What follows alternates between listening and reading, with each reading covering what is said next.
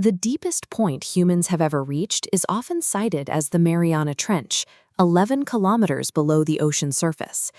However, the absolute deepest hole humans have created exists on dry land, reaching a depth that makes the trench look shallow. To grasp this scale, imagine dropping Mount Everest into this hole.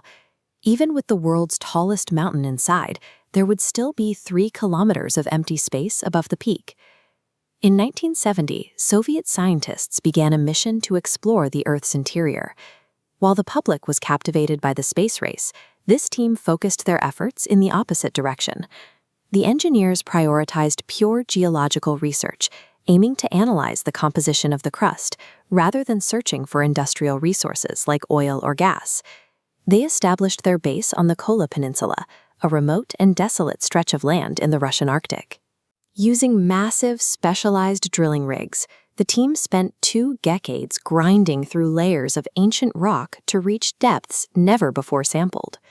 While astronauts explored the moon, these geologists were descending into a hostile, hidden environment that remains one of the most unknown regions of our planet. As the drill descended past the initial layers of granite and basalt, the team began recovering samples from geological zones that had been untouched for billions of years. Miles below the surface, the researchers discovered evidence of ancient biology in the form of microscopic fossils. These organisms were over 2 billion years old. Their presence proved that biological traces could remain intact despite the crushing pressure and total darkness of the deep crust. Geologists also found liquid water trapped within crystalline rock layers several kilometers down. This water originated from the minerals themselves. Under extreme compression, the rock released hydrogen and oxygen atoms that bonded together into moisture, staying locked deep underground.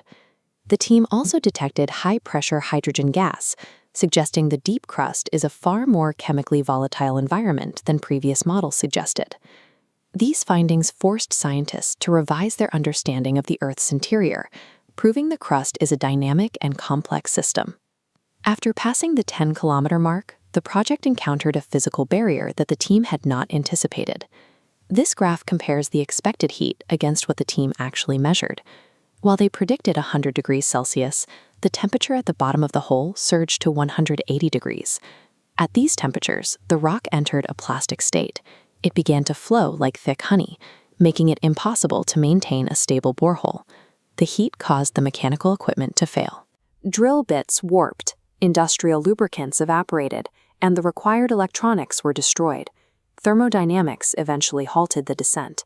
The Earth's internal heat turned the rock into a liquid-like barrier that contemporary technology was unable to penetrate.